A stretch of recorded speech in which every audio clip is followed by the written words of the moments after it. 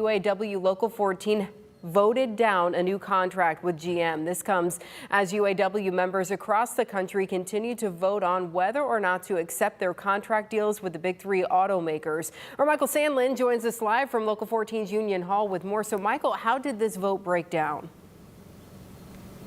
Amanda, I just got to look at the numbers just a little bit ago, and 56% of workers here voted no to this contract deal.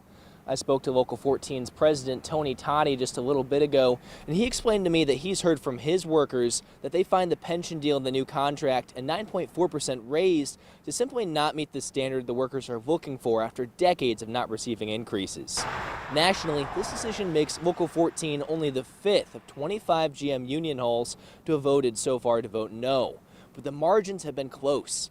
Currently, the national average is 57% voting yes and 43% voting no. And with voting still incomplete and 24 union halls across the country still left to vote, Totti says there's a possibility that GM could shoot down the contract. And what happens after that is anyone's guess.